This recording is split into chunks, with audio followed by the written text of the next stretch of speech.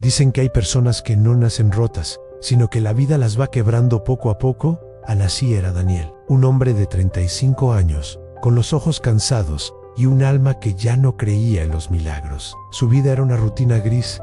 Trabajaba 12 horas al día en una fábrica, viviendo solo, sin familia, sin sueños, sin un rumbo claro.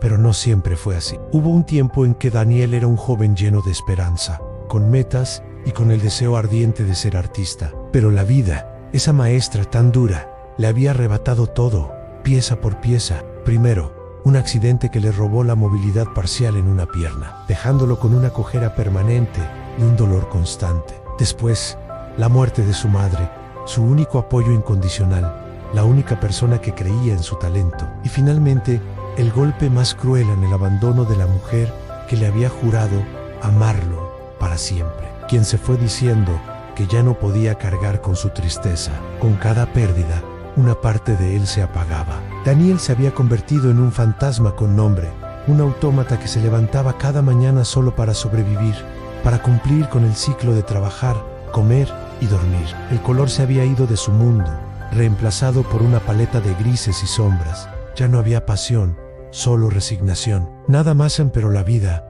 A veces, tiene formas misteriosas de intervenir, justo cuando crees que ya no queda nada. Un día, sin previo aviso, la rutina se rompió. Era una tarde lluviosa, de esas que parecen reflejar la melancolía del alma. Daniel caminaba con dificultad hacia la parada del bus, cojeando, encorvado bajo el peso de otro día agotador. El agua empapaba su ropa gastada, pero ya ni siquiera sentía el frío. De repente, entre el velo de la lluvia, vio una pequeña figura sentada en la acera. Era un niño, completamente empapado, temblando, con una mochila rota a su lado. Cualquier otro día, Daniel habría seguido de largo, perdido en su propio mundo de apatía, pero algo en esa imagen lo detuvo. Se acercó, sintiendo un impulso que no reconocía desde hacía años. Con una voz que sonaba ronca por el desuso, le preguntó: ¿por qué estás aquí, solo, bajo la lluvia? El niño no levantó la cabeza. Su voz era apenas un susurro que se mezclaba con el sonido de las gotas al caer.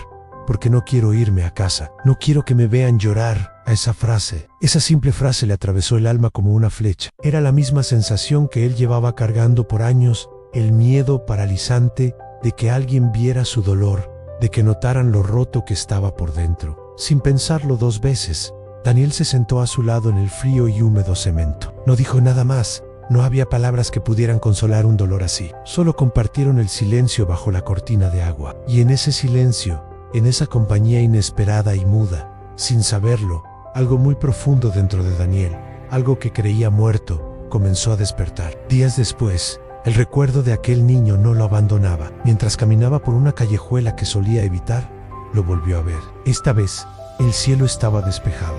El niño no estaba llorando, estaba concentrado, dibujando con trozos de tiza en una pared vieja, bajo el refugio de un techo de zinc oxidado. A pesar del entorno gris, el dibujo era una explosión de color leno de vida, de formas imposibles y criaturas fantásticas. Daniel se acercó lentamente, sin querer interrumpir. El niño estaba tan absorto en su mundo que no notó su presencia hasta que estuvo a su lado. Con una curiosidad que no sentía desde hacía una eternidad, Daniel le preguntó: ¿tú hiciste eso? El niño se giró, y esta vez sí sonrió. Era una sonrisa genuina, luminosa. Sí, Kiruseja Chistau, dijo con orgullo, y luego su sonrisa se desvaneció un poco. Aunque todos me dicen que eso no sirve para nada, en silencio Daniel se quedó petrificado. Esas mismas palabras, exactamente las mismas, las había escuchado años atrás. Salieron de la boca de su padre, de sus maestros disas amigos. Ser artista no sirve para nada. Busca un trabajo de verdad.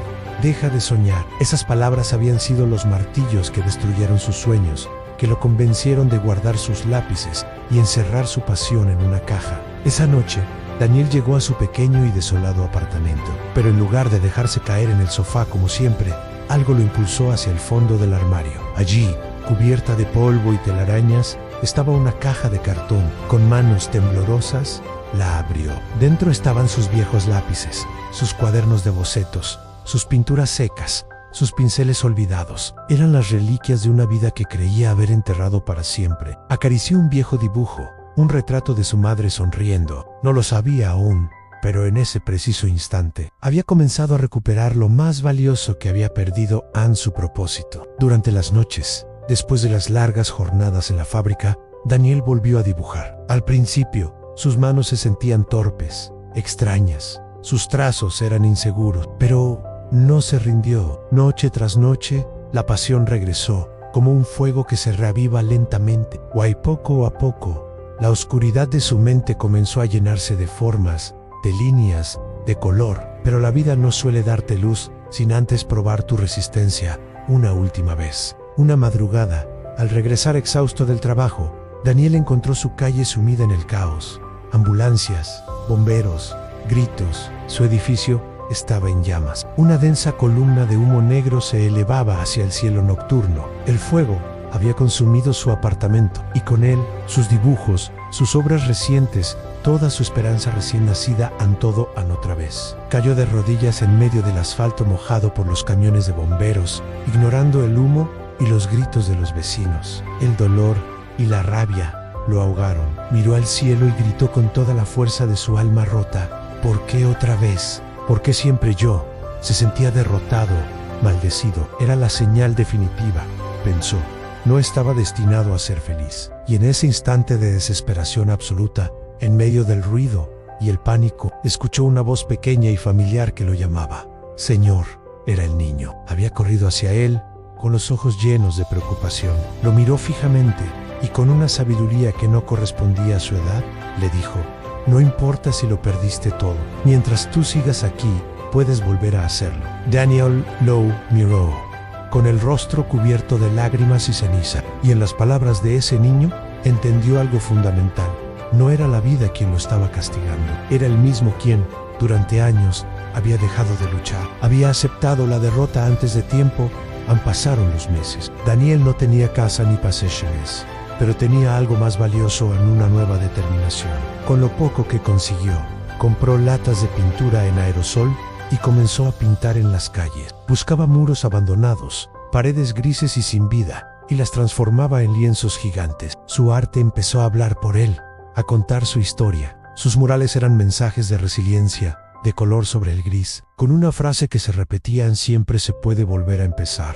La gente comenzó a detenerse. Los transeúntes, que antes pasaban deprisa, ahora se paraban a mirar sus murales, llenos de color y una esperanza contagiosa. Un día, un periodista local que pasaba por allí se quedó fascinado, lo entrevistó y su historia se volvió viral. Gente de todas partes comenzó a compartir fotos de sus obras en redes sociales. El hombre que pintaba murales de esperanza se convirtió en una leyenda urbana, y pronto, una prestigiosa galería de arte lo contactó. La noche de la inauguración, Daniel estaba de pie en medio de la sala, nervioso, rodeado de sus obras. La exposición se titulaba Caminar bajo la lluvia. Miraba los rostros de la gente, que observaban con admiración sus lienzos, sus murales recreados, y entonces, entre la multitud, vio a un niño con una sonrisa que iluminaba toda la sala. El pequeño se abrió paso entre los adultos y se acercó a él. Le miró un enorme mural y le dijo: ¿ves? Te dije que podías hacerlo otra vez. Daniel se agachó para estar a su altura y con una sonrisa que por fin le llegaba a los ojos, le respondió: gracias, gracias por recordarme quién era. A veces, la vida te arrebata todo lo que tienes, no para destruirte, sino para obligarte a mirar dentro de ti, para que encuentres lo único que nadie te puede quitar. Porque los verdaderos artistas y los verdaderos guerreros no nacen de los éxitos y los días soleados, sino de las tormentas que aprendieron a resistir, de las cenizas de las que decidieron renacer. Y así fue como Daniel, el hombre que estaba roto, aprendió a caminar bajo la lluvia, sin miedo a mojarse. Recuerda siempre, no importa cuántas veces caigas, lo que de verdad importa es quién decides ser al volver a levantarte. La lluvia no siempre apaga el fuego, a veces simplemente lo limpia para que pueda arder con más fuerza. Gracias por acompañarnos en esta historia. Si te ha inspirado, no olvides darle a like, compartirla y suscribirte para más contenido como este. Nos vemos en el próximo video.